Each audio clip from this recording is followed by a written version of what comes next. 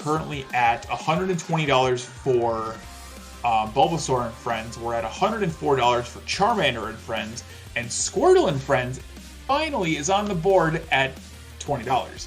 So if you want to change the outcome of the run, get your donations in today. The link is in the chat right now. And with that, we are going to jump over to A Legend of Zelda: A Link to the Past. Waz, take it away.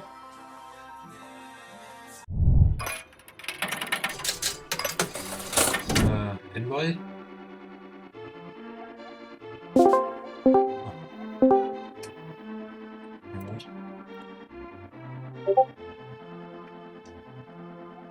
Hello. Hello, hello.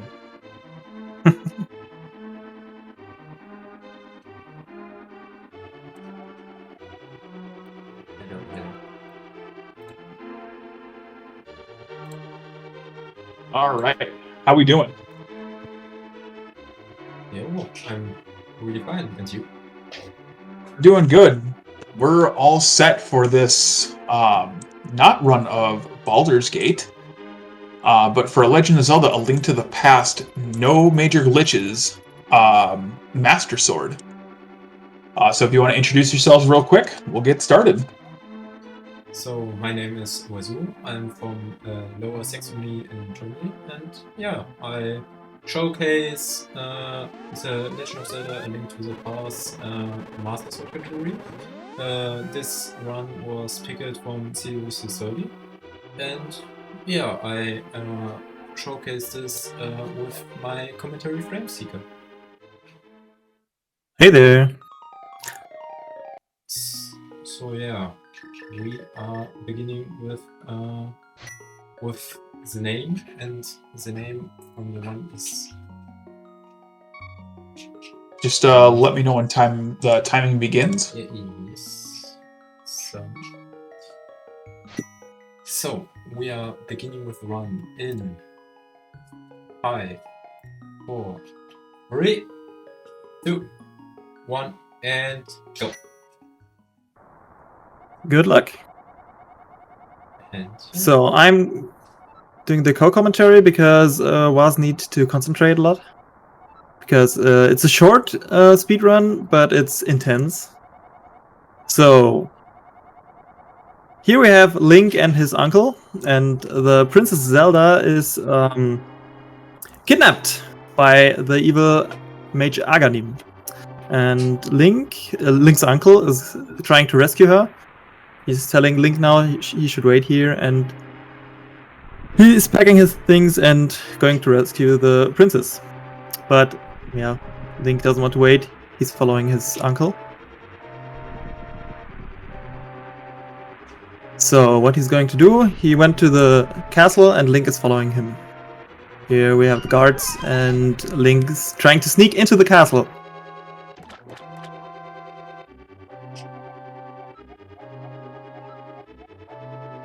Here we go. And now we see his uncle didn't make it that far. And he says, I can't go on anymore. Please, Link, finish the quest. And he's giving us the sword and the shield. And now our journey begins. Now it's our turn to rescue Princess Zelda.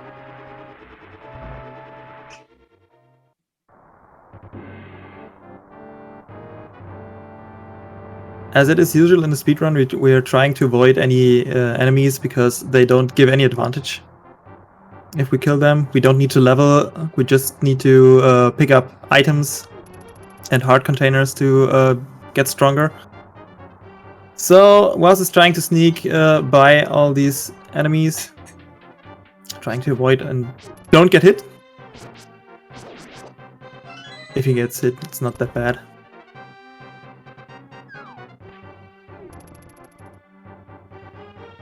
So as you see,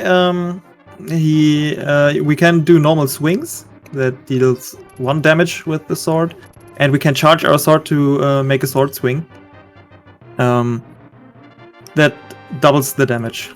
In some places we make use of this to kill the guards faster. He's sneaking around. So the green guards have 2 HP and the blue guards have 3. So what we are trying to do is kill them, of course, as fast as possible. So now we get the boomerang. First item that we make use of. We can stun enemies with that, or pick up items from distance. Or drops. Now we get into the cellar and we have to kill the guard with the morning star. He contains the big key to open Princess Zelda's prison. So first step's done.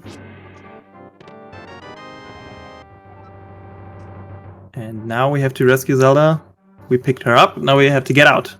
But first of all we have to pick the lamp, because as it is in a cellar, in a prison, we will have dark rooms, and if you don't pick up the lamp, you could get it first in the in Link's house, but in the speedrun we just skip it.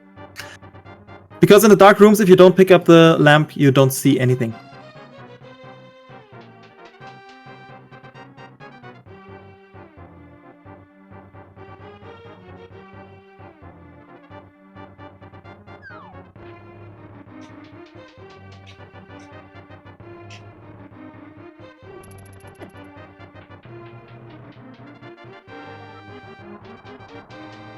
So now we're trying to get out as quickly as possible.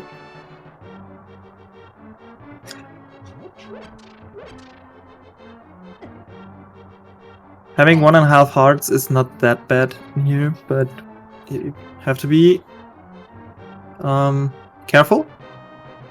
But as we see, you can just pick up hearts from the pots or kill some enemies to refill our hearts. So Zelda now says, okay, the guards are in the front door. We came in here by dropping into the cellar. So what did we do? There's a secret escape. So we go here to the throne and push this sigil aside. And there's a secret escape.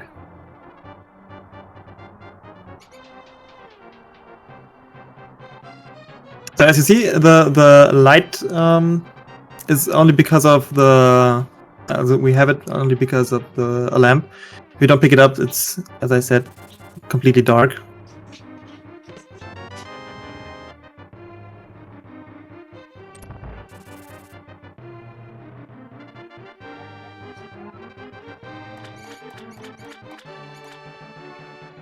And it's typical for every Zelda game that in the dungeon you have lots of rooms which requires small keys and one with a big key. So we're trying to get the small keys out of chests, or like in this room, from enemies by killing this rat. Yeah, this one. And it drops the key to go on.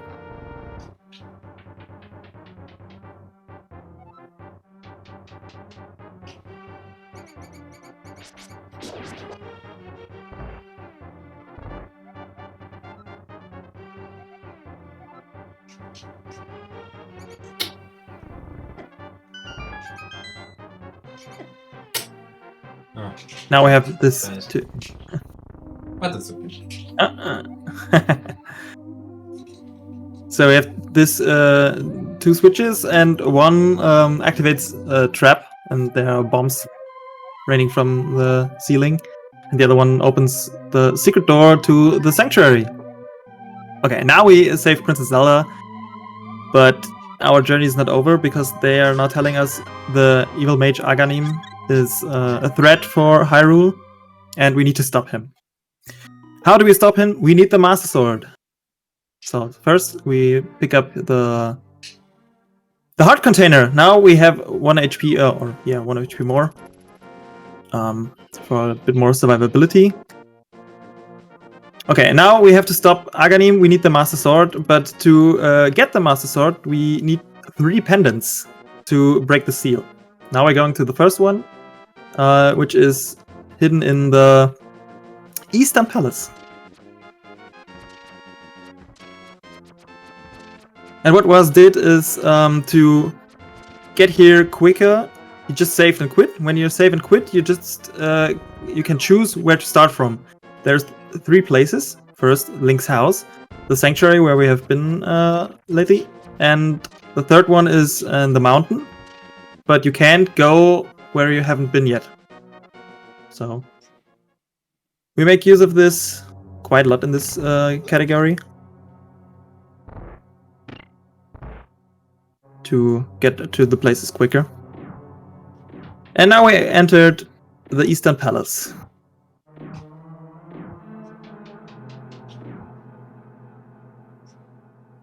In this room we have the cannonballs that we have to dodge. They are totally random, but you have always the small ones, and I think the 8th cannonball is a big one. You can't avoid that. You have to go to the left or to the right, where you have more space. So right here, we just sorry. So in this room we have the hidden Star Force skeletons, and we have to kill them all to open the door. So you have these rooms where you have keys, and those where you have to kill all the mobs or specific mobs to open the door. We skipped this chest because it's only the map, the dungeon map, I guess, and Waz knows what he's doing. He don't need it.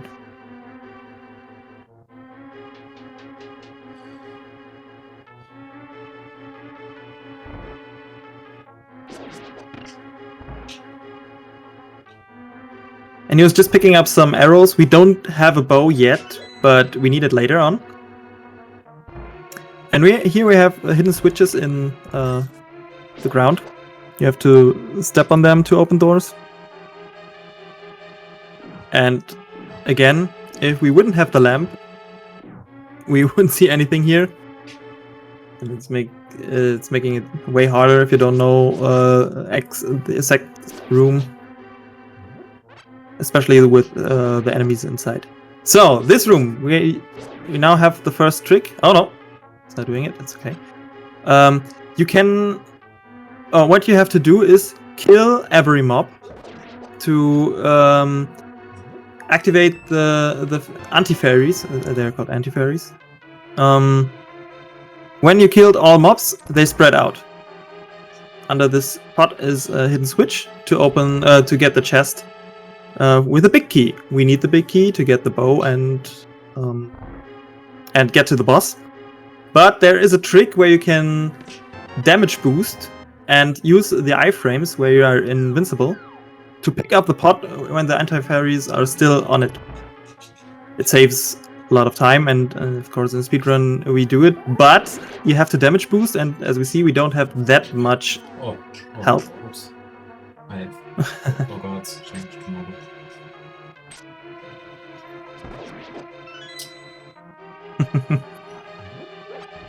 Happens. It's okay. But it's it's fine. So I have to kill this Cyclops to get the key.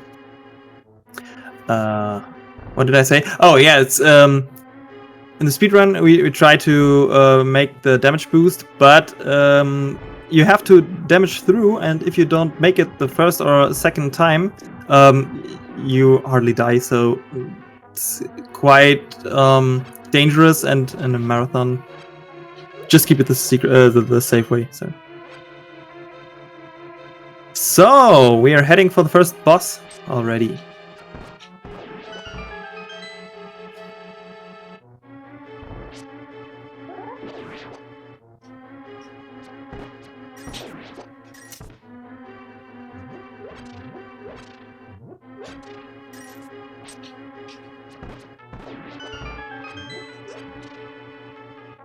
Alright. And let's go to the first town.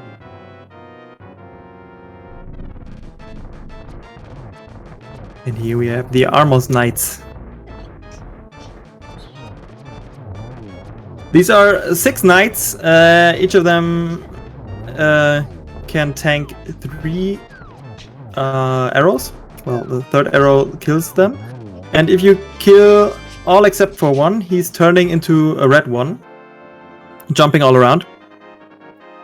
And in the speedrun, we are trying to, of course, kill them as fast as possible. And there is a strategy that you hit the first one only 2 times to hit him the third time before he turns red. It saves a few seconds, but if he's turning red, he recovers his HP and you have to shoot 3 arrows again at him. So that was a pretty good fight. Now the first dungeon is finished, and now we're heading to a friend to pick up some boots. One of the most important items in the speedrun because you can go fast.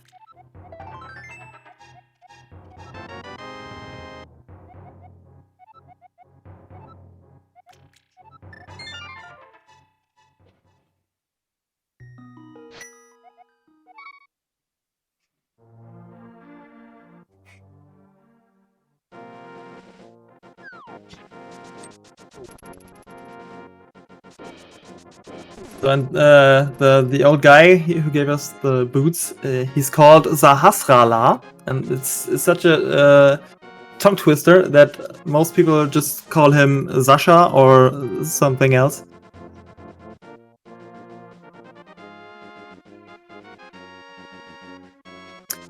So what we have to do now, we go to the desert palace, but the desert palace you can just enter if you read a pedestal with an ancient language. We don't speak that language. We need a book to translate it. So I have to go get to the library and get the book. And now, what we're doing again, save and quit.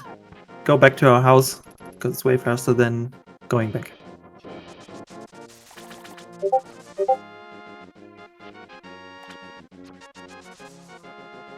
So, Waz, how are you feeling? Is it going well? It's very fine but later for second and third dungeon was the endpoint really nerves and Yeah, you will make it, of course, because the first dungeon is pretty easy, and of course the game is not that easy overall, but as always the first dungeon is to get into the game, to get into the mechanics. And now it's getting a bit harder, and especially the bosses. The boss fights are getting way more intense. You will see it. So, now that we read the words on the pedestal, we can enter Desert Palace.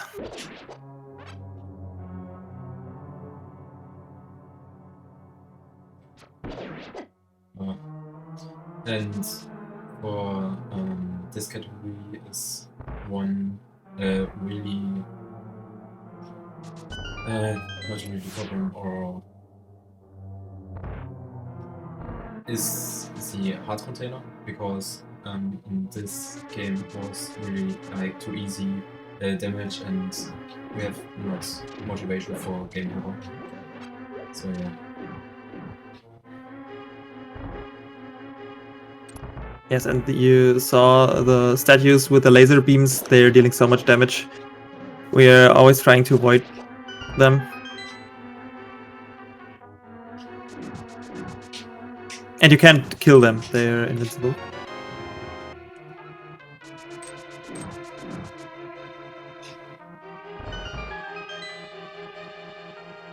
So now we have already the big key, the first chest in the dungeon. Well, the first one that we open. And now we're trying to get the big item out of this dungeon.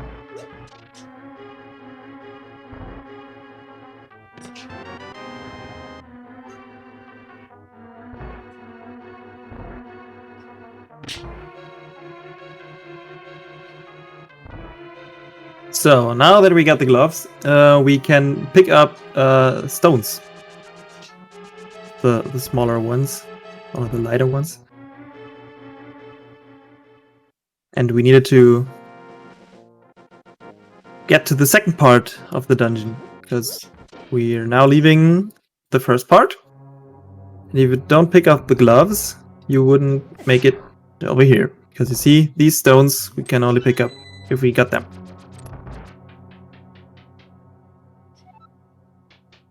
Oh.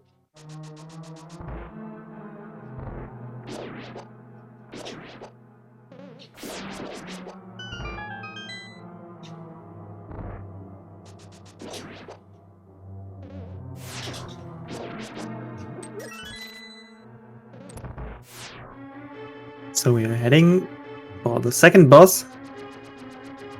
Oh.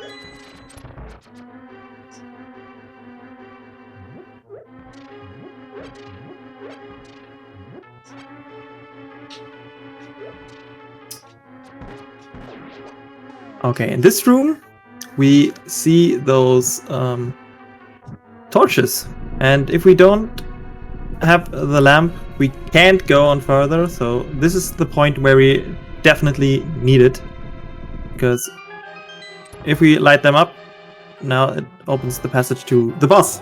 And now we get to the boss, the land molars. One very annoying boss, and really not easy.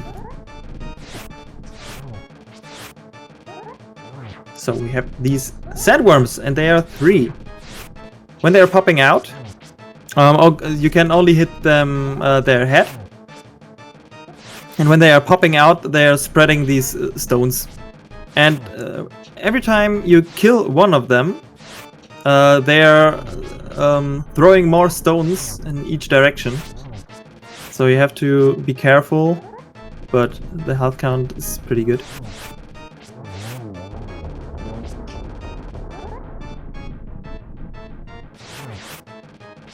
There's also a strategy where you kill them with the bow, because the bow deals a bit more damage, but it's pretty hard to hit them because they don't have a specific pattern. They are totally random, and they can do short jumps, long jumps, different directions, so it's really hard to predict. And with the sword and the sword swing, it is a bit safer strat. Hello, car gamer. Oh. And pick the second item. For the master suit.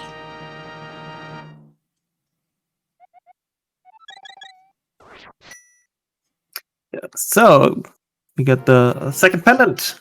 Now we have to go to the mountains where we get the third one.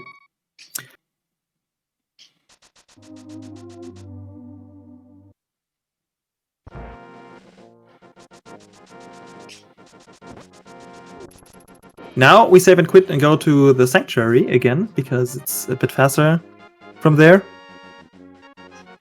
And now we make usage of the boots just to run straight through.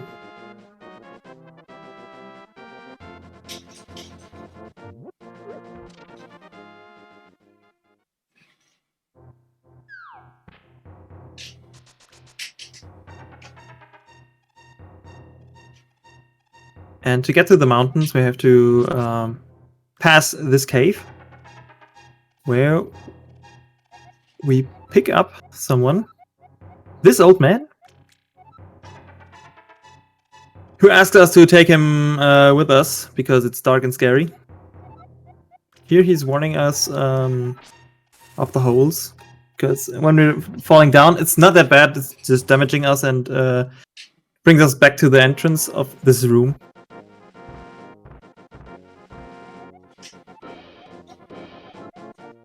So now we're out of the cave and bringing him to his own personal cave. He thanks us and gives us a pretty good item. We need it. It's the magic mirror. The magic mirror is giving us the possibility to switch between the worlds. We have the light world we're in now, but now we're going to the dark world. And you can only get out of Dark World when you're using the magic mirror. So you'll see it in a bit. Now first he has to avoid the rocks called meatballs, because they look like spaghetti meatballs. And they hit really hard, and they are pretty annoying because they are also totally random.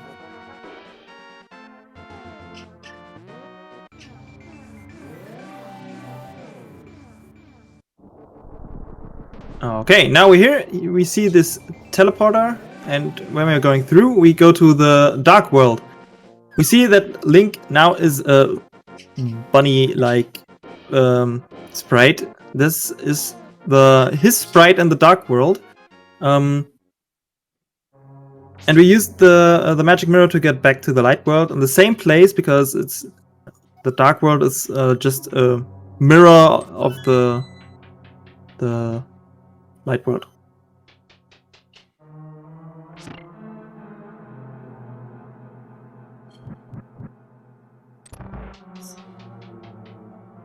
So please not game over on this.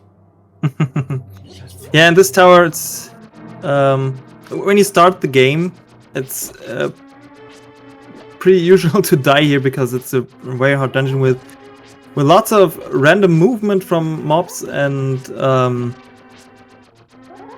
it's really not that easy. And especially in a speedrun where you eventually don't have additional heart container and stuff, it's even more dangerous. In this tile room, what Waz is doing, he's charging his sword, because when we charge the sword and don't release it, it just blocks these tiles. And we're safe.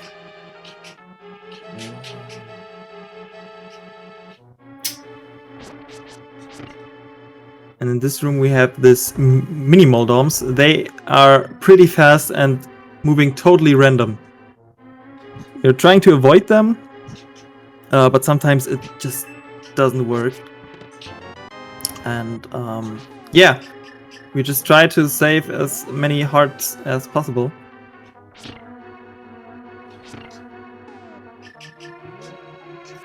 So the magic mirror can do a second thing. He's porting us when we're in a dungeon back to the entrance. We make use of that to get out of this room. Oh no! Please. Oh, okay, it's fine. But okay. Shit happens, but it's just not that bad to So fall down. bad, because it's not one of the top of 3 in boss fight.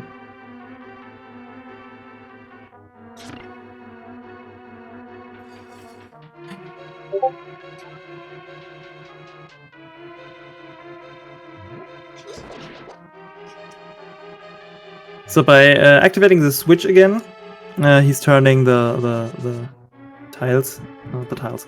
But we have the blue and the red ones, and only one can be put down. He turns it into red again, because in the next room we have something like a backup over here, where all the pots contain hearts, and we desperately need them for the next fight, because next room is the next boss. He's called Moldorm, but as he's trolling most of the time, we call him Trolldorm, because his movement is again very random. No! Oh, okay. We have to hit his tail, I think 5 or 6 times, but he can easily drop us down, push us down. Sorry, and then the fight starts from 0. So his HP are back up.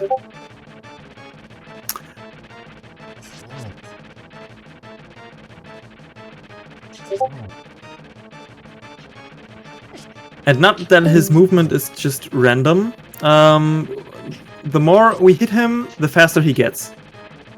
And that is making this fight so hard. but looks like a good fight. No.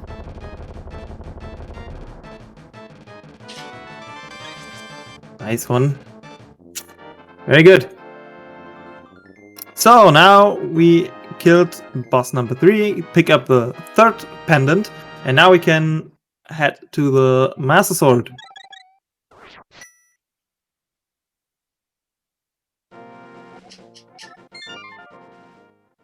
And I'm pretty sure Waz is fine with the pace. The pace was pretty nice.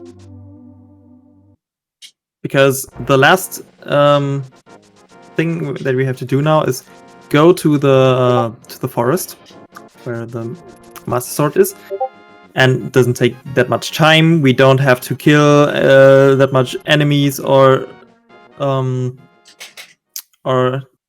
pass riddles or something. We just have to go there.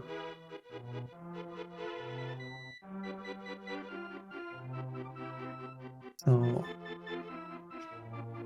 what we have here is some birds, some rogues.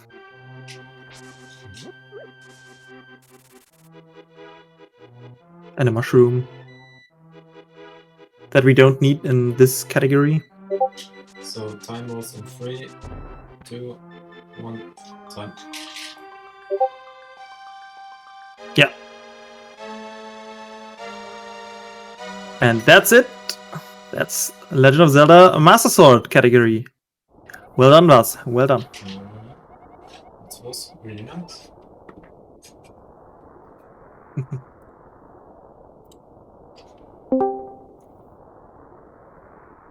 Yeah, that was a great run. Good job.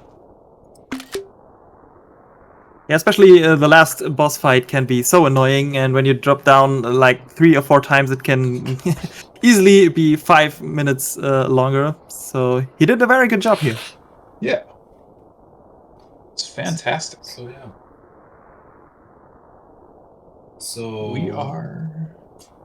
we're about a half hour ahead of schedule right now, so awesome. So thank you very much for showcasing this race, and this really was a really nice event. For me, also a runner for this learning in 50? No, not 50. This in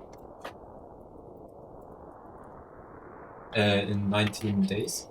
So yeah, it really was nice. Yeah. And also thank you very much for Patrone for this information about this one, and so yeah, I submitted this. And also thank you very much for my commentary Flame Seeker for this really was nice commentary. Thank you. And it was fun to be here. Yeah. And yeah, we see you next time when Speed Randomizer 3 next year. Yeah. Maybe. We'll be seeing this. We'll find out at the end of Pokemon TCG. So yeah, thank you very much. All right. Have a nice evening. No problem. Bye-bye. And Bye. Enjoy the rest of the event. Yeah. We're going to kick it over to a quick intermission, and we'll be right back with more speedrunning goodness.